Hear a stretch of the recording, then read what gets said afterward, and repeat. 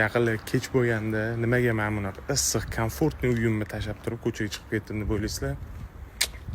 Chunki ikkita dabba og'aynim Real Barsachilar urushib ketgan. O'shadan hozir borib, to'da gaplashib, yarashtirib, vali решала, короче. Xullas yaqinlar, agar bez prikol oladigan bo'lsa, to'g'risini aytaman, bunaqa fanatlikni, bunaqa narsani yig'ishtiringlar.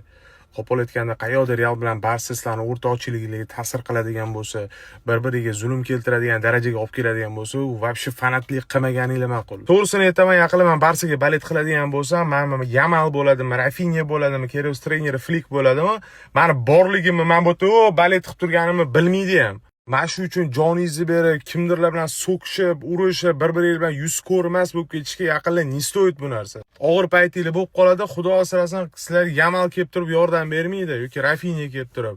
Og'ir kuninglar bo'lib qoladi, Mbappe kelib turib sizga, "Ukam, men qarzimni berib turaman, 5000, 6000 zazorga kirib qolibsan" demaydi. Vinicius kelib turib, "Sen men bilan cho'kang tashlab ketibdi, kel o'rta yonimda bo'l" demaydi. Qo'pol qilib aytganda, o'lib qolsanglar ham janozanglarga Yamal, Mbappe boshqa narsa kelmaydi, o'sha so'kishib ketgan og'ayningiz keladi, xudo xolos. Qo'yinglar yaqinlar, kerak emas.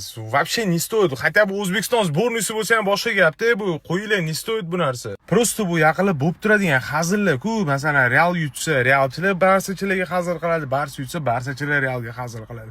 Bu narsa oddiy hazil, oddiy haqiqiy, oddiy kayfiyat ko'tarish uchun bo'ladigan narsa. Uni chuqurlashtirib yormanglar bunchalik. Yana bilasizlarmi, yaqinlar nimasi qiziq?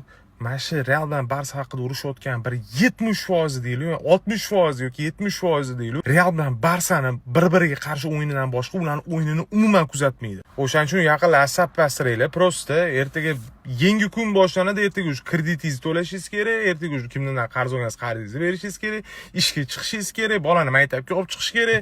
Bo'ldi, ertadan boshqa hayot, u bo'ldi, tugadi u. Keyin qachon o'ynaydi? 5-6 oydan keyin o'ynaydimi? 2-3 oydan keyin o'ynaydimi?